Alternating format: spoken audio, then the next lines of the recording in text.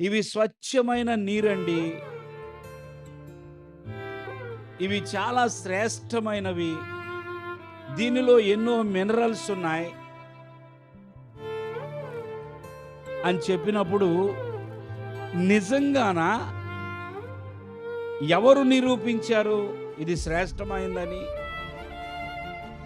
ఇదిగో పలానా సంస్థ వాళ్ళు ఆ యొక్క ముద్ర చూసి మనం కొంటాం. హల్లెలూయా. ఇది టాటా వాటర్, టాటా సంస్థ పరీక్షించింది. ఇదిగో వాళ్ళు టాటా అనే ముద్ర వేసి, ఇది బిస్లరీ, ఇవి నిజంగా మినరల్స్ ఉన్న వాటరే అని మనము అవి నిరూపించబడ్డాయి, మేము పరీక్షించామని వాళ్ళు చెప్తున్నారు కనుక పరీక్షించబడిన దానిని మనం తీసుకుంటున్నాం. దేవుని స్తోత్రం చెల్లిద్దాం. దేవుని బిడ్డలారా, నాలో విశ్వాసము ఉన్నది అని మీరు అన్నప్పుడు, నేను విశ్వాసము కలిగిన వ్యక్తిని నేనన్నప్పుడు దాన్ని నిరూపించాలి. దేవునికి స్తోత్రం.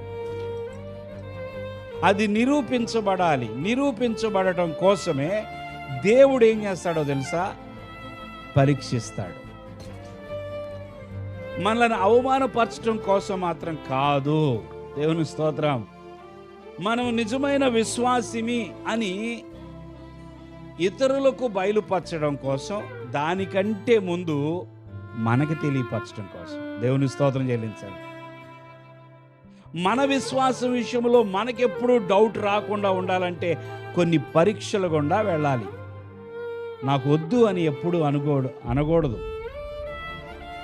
కొన్ని పరీక్షలు ఇష్టము లేకపోయినా రాసి దాన్ని దాటితే ఎంతో ఆనందాన్ని ఇస్తాయి. దేవుని స్తోత్రం. దేవుని బిడ్డలారా, విశ్వాసమునకు పరీక్ష ఉన్నది. నాసా అది నిరూపించడం కోసము, అది ఆమోదించడం కోసము జరుగుతున్న పరీక్ష. దేవుడు మన విశ్వాసమునకు పరీక్ష పెట్టినప్పుడు మనము దేవుణ్ణి ప్రశ్నించకూడదు, లేదా అసలు నిజమైన విశ్వాసము ఉన్నదో లేదో అప్పుడే అర్థమవుతుంది. అందుకే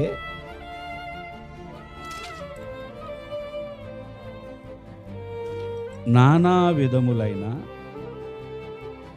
శోధనలలో పడినప్పుడు అది మహానందమని ఎంచుకొనుడి.